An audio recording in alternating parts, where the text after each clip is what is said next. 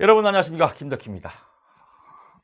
또 재밌는 공부가 시작됐습니다. 믿음 천국 불신지옥, 믿는 자에게 복이 있나니 여러분 합격을 믿으십시오. 자, 오늘도 합격 구호 외치면서 시작하겠습니다. 자, 이번에는요 2009년도 2회차 실기시험 해설이 시작되겠습니다. 2009년도는 2회차는 그 문제가 제일 많이 나왔던 문제예요. 21문제가 출제가 됐습니다. 역대 가장 많이 출제가 됐던 것 같아요. 보통 18문제인데 2009년도는 또 21문제예요. 자, 봅시다. 1번 갑니다. 실업률을 구하시오. 이 실업률을 구하시오는 노동시장 문제이기도 하고 직업정보 문제이기도 하고 뭐 항상 나옵니다. 여러분 기본적으로는 원리를 제가 다시 한번 추려보겠습니다. 첫째, 총인구가 있습니다. 총인구가 있고 그 다음에는 생산가능인구가 있습니다. 생산가능인구가 있고 이 생산가능인구를 만자 빼 그냥 15세 이상 인구다 이렇게 보면 됩니다. 15세 이상 인구다. 여러분 요거 지금 제가 쓰는 걸 답안지에 그대로 써야 됩니다. 생산 가능 인구는 다시 경제활동 인구와 비경제활동 인구로 나눈다. 비경제활동 인구로 나눈다. 즉 경제활동 인구 더하기 비경제활동 인구는 생산 가능 인구입니다. 이렇게 서로 왔다 갔다 해야 돼요. 또 경제활동 인구는 다시 실업자와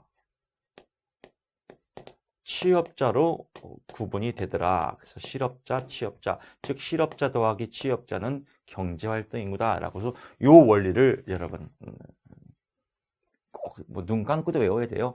총인구는 생산가능 인구다. 생산가능 인구는 15세 이상 인구다. 생산가능 인구는 다시 경제활동 인구와 비경제활동 인구로 나눈다.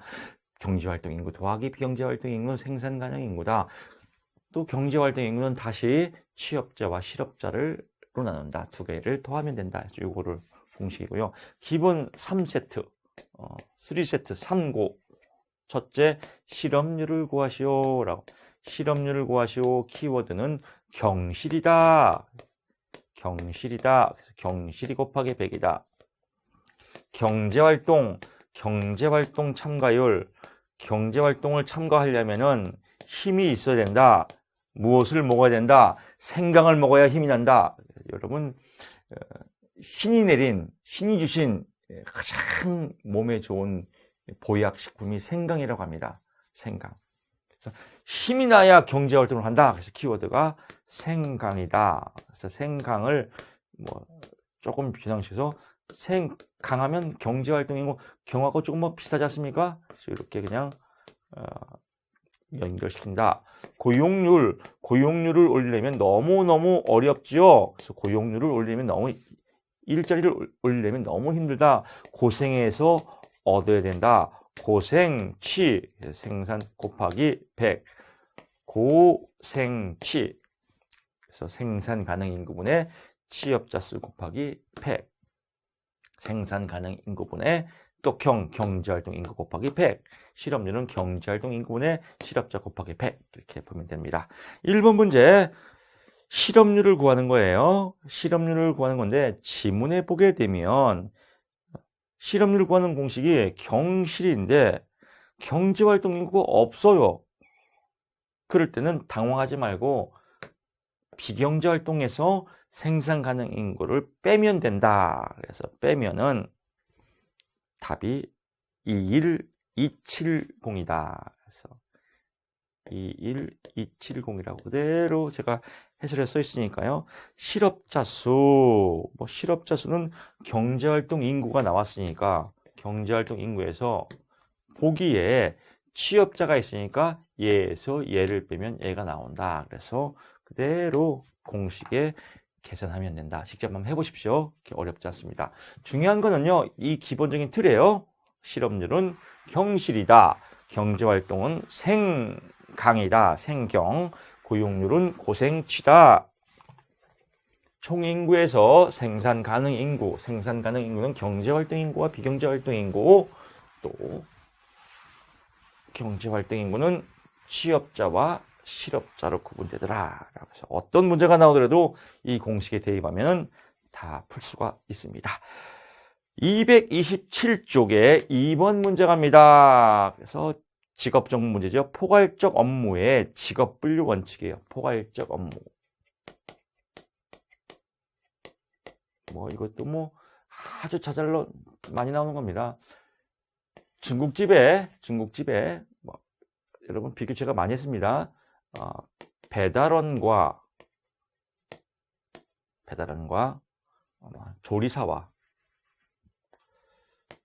조리사와 배달원이 있는데 어떤 사람이 중국집에서 포괄적 업무를 해요. 즉 조리사도 하고 배달원도 해요. 이럴 때 직업을 어떻게 결정하냐 이겁니다. 문제가. 첫째, 주된 직무 우선 원칙이다. 주된 직무가 뭐냐 이겁니다. 그래서 오전에 봤더니 조리사만 한다. 오후에 봤더니 배달만 한다. 오전에는 조리하고 오후에는 배달하고 어떤 게 주된 업무인지 모르겠어. 그럴 때는 두 번째, 최상급 직능 수준에 따라서 직업을 결정한다. 무엇이 더 최상급이냐. 제가 강의할 때마다 똑같은 비교합니다. 조리사, 면을 딱 만들어서 탁 털었더니 그냥 만가닥이 쫙 쏟아집니다. 예술이죠. 창의입니다. 그래서 조리사로 직업을 결정하려고 봤더니 배달원, 오토바이 한 손으로 탑니다. 앞바퀴 돌면서 탑니다. 멋지죠? 또 삐까삐까합니다. 그래서 직업을 결정 못했어요. 그럴 때는 맨 마지막에 생산 업무 우선 원칙에 따라서 직업을 결정하더라. 그래서 정리합니다. 주어가 포괄적 업무예요. 포괄적 업무 발생 시 우선적으로 주된 직무에 따라서 직업을 분류한다. 두 번째, 주된 직무로 직업을 분류하지 못할 시에는 최상급 직능 수준에 따라서 직업을 분류한다. 마지막으로 세 번째, 생산 업무 우선 원칙. 주된 직무와 최상급 직능 수준으로 직업을 분류하지 못할 시에는 최종적으로 생산 업무에 따라서 직업을 분류한다. 이렇게 이 순서에 맞게끔 써야 됩니다. 이 순서가 틀리면 부분 점수 안 줍니다. 지금 부분 점수가 없어요. 그대로 순서에 맞게 포주 최생이다. 포괄적 포주 최생 이렇게 보시면 될 것 같습니다. 2번 문제 끝났고요. 3번 문제 갑니다. 노동 수요의 임금 격차입니다. 그래서 3번 임금 격차, 경쟁적 임금 격차와 비경쟁적 임금 격차로 나오죠. 그래서 비경쟁적 임금 격차의 대표적인 게 노동조합의 효과, 비효율적인 연공급 제도 또는 독과점지대 배당 이런 것들은 경쟁이 없이 비경쟁적으로 임금 격차가 나오는데 여기서 경쟁적 요인은 뭐냐라고 하면 인적 자본량에 따라서 이건 경쟁이죠. 인적 자본량에 따라서 또 생산성의 차이에 따라서 생산성도 이것도 당연히 경쟁이겠죠. 생산성의 차이에 따라서 또 보상적 임금 제도 때문에 또 효율성 임금 제도 때문에 또 여러분 또 시장의 단기적인 불균형, 수요와 공급이 잘 안 맞아서 임금 교차가 생기는 거죠. 이것도 경쟁이다. 그래서 5가지 꼭 짚으면 됩니다. 책에 있는 내용의 비경쟁적 요인은 참고만 하시고요. 한 번 더 정리합니다. 경쟁적 임금 발생 요인 3가지. 첫째가 인적 자본량, 두 번째 생산성 차이에 따라서, 세 번째 보상적 임금제도, 네 번째 효율성 임금제도, 5번째 시장의 단기적인 불균형 때문에 이렇게 보시면 될 것 같습니다. 4번 갑니다. 4번은 아주 쉬워요. 슈퍼. 이거는 어마어마하게 발달됐죠. 얘기했죠. 1차 때 슈퍼. 슈퍼는 발달 이론가입니다. 발달의 아버지죠. 슈퍼와 긴즈버그가 있죠. 슈퍼 가서 많이 처먹어서 발달됐고, 긴즈버거는 긴 햄버거 처먹어서 발달되었다. 이렇게 여러분 이해하시면 더 훨씬 이해가 빠를 겁니다. 그래서 슈퍼 발달됐다. 요즘 TV에서 한참 유행하는 게 미투 운동입니다. 미투. 슈퍼. 성, 탐, 확, 유, 세. 성을 탐하는 사람은 확 유세시켜 뿌려라. 미투 운동입니다. 성탐학 유세 다시 갑니다. 성을 탐하는 사람은 확 유세시켜 버려라. 성탐학 유세. 성장기, 탐색기, 확립기, 유지기, 쇠퇴기 이렇게 쓰면 5점입니다. 설명하라고 쓸 필요 없습니다. 5번 갑니다. 좀 쉬었다 갈까요? 너무 쉽지 않습니까? 간결하고 탁탁탁 이 칸을 쳐야 돼요. 여러분. 제 강의를 여러분 들으시면 그렇게 헷갈리지 않을 겁니다. 여러분 100% 합격했습니다. 5번 갑니다. CMI, 태도 척도와 능력 척도가 있다. 그래서 CMI가 뭐냐 이걸 알아야 돼요. CMI. 진로 성숙도 검사다. 진로 성숙도.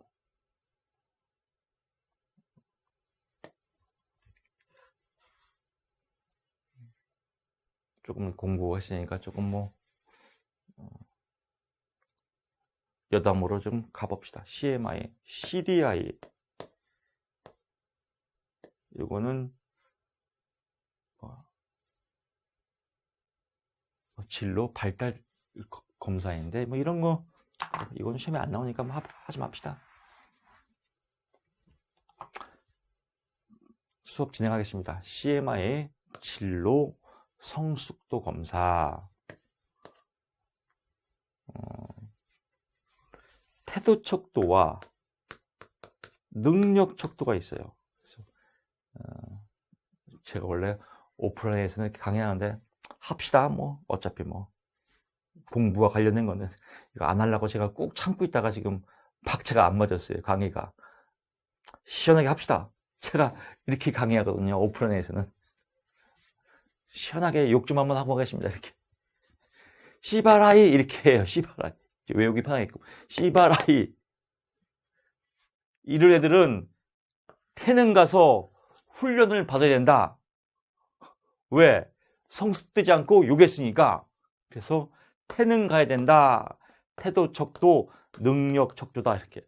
아우, 이거 욕은 안 하려고 이렇게 했더니 참았더니 그냥 속에서 그냥 답답해서 그냥 여러분 불편한 사람들은 이해하십시오. 그냥 시원하게 하고 가겠습니다. CMI, 시바라이. 성숙이 덜 된 놈들은 태능 가서 훈련을 받아야 된다. 이렇게. 외우기는 편해요.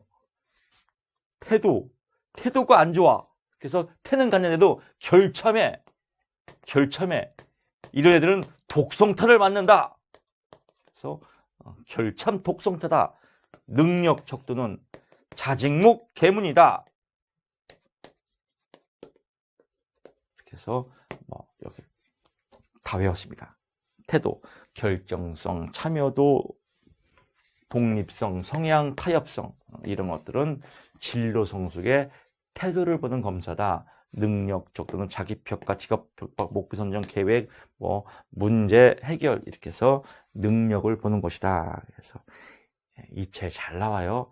2개씩을 쓰시오, 3개씩을 쓰시오. 그래서 이 중에서 그냥 골라 쓰면 됩니다. 태도 척도가 태능에 갔는데도 태도가 안 좋아. 그럴 때는 결참 독성타를 맞는다. 능력 척도는 자직목 계문이다. 그래서 이 중에서 3개를 쓰시면 골라서 쓰면 됩니다. 그냥 욕을 안 하고 우아하게 하려고 했더니 강의가 잘 안 됩니다. 오프라인은 막 이렇게 막 시원하게 욕도 하고 막 이렇게 편한데 동영상 강의는 조금 제약이 있어서 욕했습니다. 이렇게. 자, 6번 갑니다.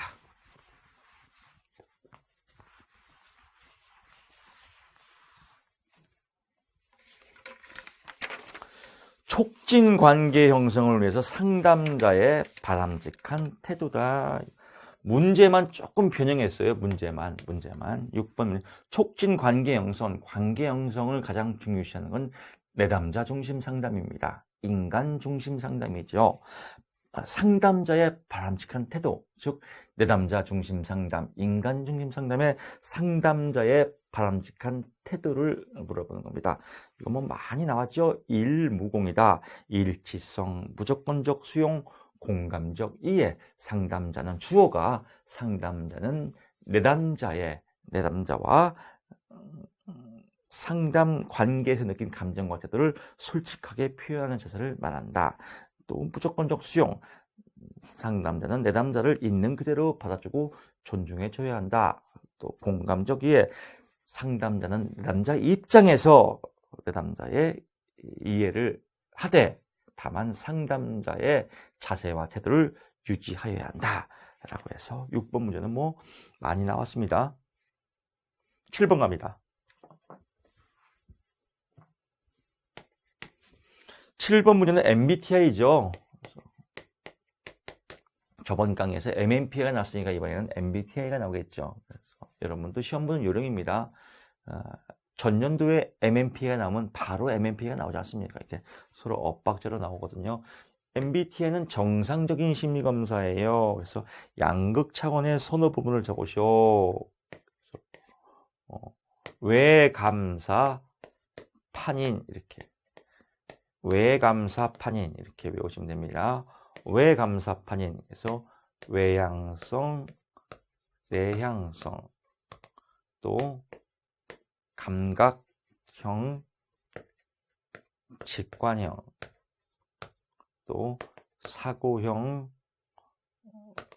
또 감정형, 판단형, 인식형이다. 그래서 외감사 판인 이렇게 외우시고요. 어떤 거에 따라서 이거는 에너지 방향에 따라서 외형성이냐 내형성이냐.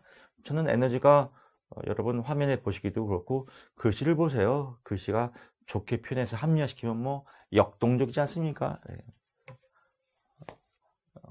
좋게 표현하면 역동적이고 나쁘게 표현하면 지랄 맞죠. 여러분 글씨를 보셔서 죄송합니다. 여러분 깔끔하게 제가 말로 다 표현을 해드리죠. 외향형, 내향형, 그래서 에너지 방향에 따라서 외향형, 내향형으로 나눈다. 에너지 방향에 따라서. 두 번째는요, 정보 수집에 따라서 정보 수집을 어떤 식으로 하냐 이거예요. 그래서 감각, 꼼꼼하게 체크해서 하냐, 직관적으로 하냐. 저하고 제 아내는 성격적으로 반대 유형입니다. 저는 성격 유형이 ENFP, 전형적인 다혈질에. 아내는 ISTJ, 둘 성격이 서로 반대입니다. 부부가 반대로 만나면 잘 산다고 했지 않습니까? 현재 잘 살고 있습니다. 즉 예를 들면 아내하고 삼계탕집을 갔어요. 저는 그 냄새부터 야 맛있다. 벌써 뇌가 정보 수집을 맛있다고 해요. 아내는 뭘 먹지도 않고 맛있다고 그래. 먹어봐야 맛있다고 알지. 이렇게 이런 성격을 감각형, 직관형이다. 사고형, 감정형이다. 여기는 의사결정이에요. 사고형은 생각을 많이 해요. 또 감정형은 직관이에요. 직관. 여기 직관이죠. 여기는 감정적으로, 느낌으로, 필링이. 그래서 의사결정 방법, 생각을 많이 하냐 아니면 감정, 느낌으로 가냐. 저는 느낌으로 가겠죠. 사고형들은 생각을 많이 해요. 신중하죠. 판단, 생활 양식에 따라서. 그래서 판단은 만약에 이제 여행을 간다. 여행을 가면 아내는 꼼꼼하게 체크해요. 숙소는 어디서 정하며 밥은 어디서 먹고. 저는 안 정합니다. 그냥 발길 닿는 대로, 그냥 인식하는 대로 갑니다. 이런 거에 따라서 성격 유형이다. 근데 성격 유형은 누가 좋고 나쁜 게 없습니다. 서로 보완하는 겁니다. 그래서 이쪽 유형들은 이쪽 유형을 좀 보완하고 해서 상호 보완 관계가 성격이지 나는 이래서 좋아 이런 건 아닙니다. 8번 갑니다. 보딘의 직업 문제의 심리적 원인. 보딘 참 많이 나와요. 보딘. 왜 보딘이 많이 나오냐면요. 정신 역동적이지가 않거든요. 그냥 나쁘게 표현하면 대가리가 잘 안 들어가요. 정신 역동이. 그래서 정신 역동적 상담의 심리적 원인이에요. 왜 대가리가 안 돌아가냐 이거예요. 역동적으로 막 돌아가야 되는데 활기차게 살아야 되는데 그냥 아무 의욕이 없어. 이런 걸 보고 정신역동적 상담의 문제점이라고 해요. 그래서 보딘도 정신역동적도 문제가 불안이에요. 불안. 근데 프로이드에서의 불안은 무의식의 불안을 강조했지만 이 보딘은 직업적 불안을 주장하는 사람이에요. 그래서 보딘 문제가 많이 나와요. 여러분. 보딘 문제가 많이 나와요. 왜? 직업적 불안이기 때문에. 우리가 무슨 상담사예요? 직업 상담사예요. 직업 상담사. 그래서 이 문제 제일 많이 나와요. 직업적 문제를 바로 다뤘기 때문에. 여러분 이 공부하시다가 정보자가 나오면 시험 문제에 나올 확률이 커요. 왜? 직업 상담사의 역할이기 때문에 그래요. 뭐 직업 상담학에서도 정보자가 나오는 게 보딘의 정보의 결핍 나오지 않습니까? 누가 정보를 줘야 돼요? 직업 상담사가. 또 내담자의 정보와 행동을 이해하는 기법, 기스부어스와 무어의 행동 기법이라고 하죠. 저분의 변은 왜 끈적거리는가? 뭐 요것도 문제 많이 나와요. 또 정보의 오류, 또 한계의 오류, 또 논리적 오류. 이렇게 해서 전이의 오류 3가지. 뭐 이런 것도 시험에 잘 나오고요. 이 정보자가 들어가는 문제가 시험에 많이 나옵니다. 또 심리학에서 정보가 들어가는 게 뭐가 있습니까? 예언타당도. 준거타당도에서 예언타당도와 동시타당도. 예언타당도란 내담자의 정보를 통해서, 내담자의 심리검사와 여러 가지 예측된 정보를 통해서, 그래서 준거타당도, 예언타당도가 심리학에서 제일 많이 나옵니다. 노동시장에서 실업 부문에서 마찰적 실업, 정보 부족으로 인한 실업으로서, 그래서 마찰적 실업이 시험에 제일 많이 나옵니다. 그래서 이런 정보자가 들어가는 문제가 시험에 나올 확률이 아주 높다, 이렇게 보시면 됩니다. 이건 직업적 불안이니까 뭐 다이렉트의 시험 문제가 해서 이 문제 제일 잘 나와요. 첫째, 저는 이렇게 만들었습니다. 제가 사는 집이 광명시 KTX역에 삽니다. 거기 아파트 분양을 받았습니다. 경쟁률 100대 1의 경쟁률을 당당히 제가 당첨이 됐습니다. 요즘 우주의 기운이 저한테 막 몰려옵니다. 뭐만 하면 다 돼요. 문제만 찍으면 다 시험에 나와요. 여러분 믿고 따라오십시오. 이런 좋은 기류를 같이 공유했으면 좋겠습니다. KTX역 당첨됐습니다. 거기 우리 집 앞에 이케아 있습니다. 이케아. 혹시 뭐 강의를 들으시다가 이케아 오시는 분들은 절 기억해 주십시오. 이케아니까 의자가 많아요. 의자가 많아. 의자의 정보는 잘 알아. 왜? 제가 이케아 사니까. 의자 정보. 그래서 의자 정보를 선택하는 것은 문제가 없다. 의자 정보를 선택하는 것은 문제가 없다. 왜? 이케아 사니까, 옆에 사니까. 이렇게 외우세요. 그래서 의존성, 자아 갈등, 정보의 결핍, 선택의 불안. 여기서 불안이 나와요. 불안이. 왜? 보딘이니까. 문제 없다. 확신의 결여. 여러분 동영상 보다가 또 이런 분 계세요. 교수님 진짜 교수님 답은 알기 쉬운데 너무 간결하거든요. 이렇게 짧게 써도 될까요? 이런 불안이 와요. 그렇게 믿으라고 해도 그래도 불안해요. 이렇게 짧게 써도 합격이죠? 이렇게 문제가 없는데 물어보는 거. 이게 문제 없다 그래요. 이걸 보고 확신의 결핍이라고 해요. 확신이 부족해서. 불신지옥이죠. 그래서 제가 구호를 외치지 않습니까? 믿음 천국 불신지옥. 믿는 대로 이루어진다. 믿으면 복받는다. 믿으면 합격이다. 믿으십시오. 그래서 이렇게 보시면 됩니다. 의존성은요, 내담자가 직업적 문제를 의존하는 거예요. 자아갈등, 내적 자아갈등 때문에 직업 선택을 못하는 거, 정보가 부족해서 직업 선택을 못하는 거, 선택의 불안 때문에 직업 선택을 못하는 거, 문제가 없는데도 확신을 부족해서 꼭 확인을 받는 유형이다라고 여러분 쓰면 되는데, 여기서 뭐 3가지를 쓰시오 하니까 3가지만 쓰면 되겠고요. 보통 5가지를 쓰시오라고 문제가 나오거든요. 그래서 5가지 설명 다 했습니다. 그래서 8번 보딘까지 끝났습니다. 그래서 보딘 문제도 아주 잘 나옵니다. 9번 역전이의 의미와 해결책입니다. 역전이 역전이는 프로이드의 정신분석에서 나오는 겁니다. 그래서 전이는 뭐예요? 뜻을 알아야죠. 문제를 해석하는 게 가장 중요해요. 근데 일반적인 여러분 오프라인 강의나 동영상 보세요. 문제에 대한 해설이고 바로 해설 들어가니까 이해가 안 가는 거예요. 이해가. 전이 뭐예요? 저 긴 거 싫어합니다. 아시죠? 전이 옮기는 것. 그래서 아주 간단해요. 전이 옮기는 것. 투사, 남, 탓. 전위, 치환, 전치, 화풀이. 합리화, 여우와 심포도.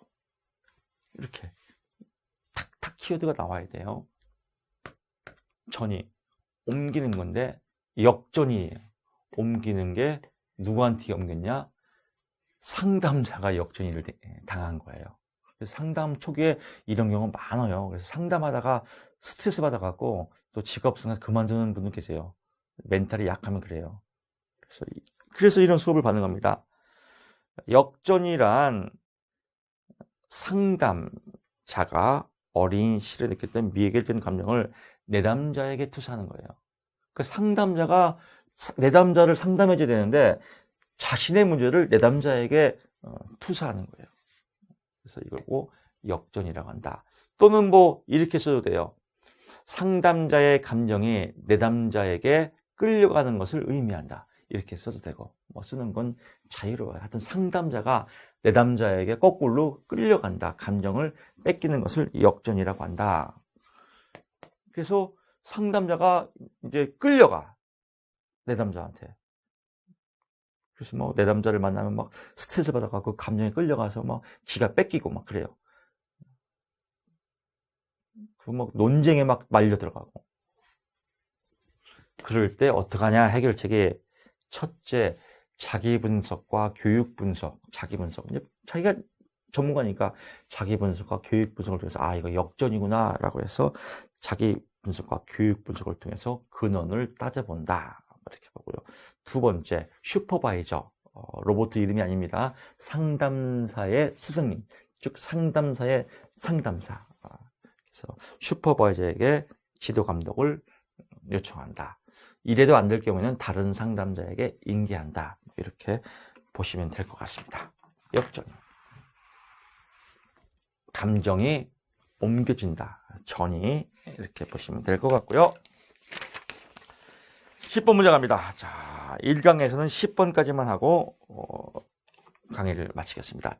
10번 집단내 기준 뭐 아주 강의할 때 많이 여러분 들어봤죠?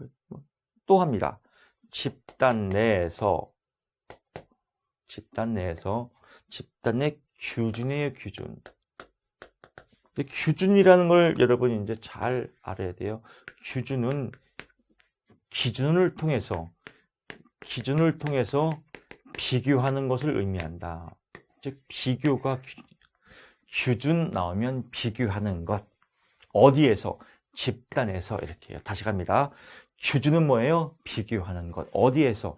집단에서. 어떤 식으로 비교하냐? 그 방법 세 가지는 100점 만점으로 비교한다. 100분위 점수.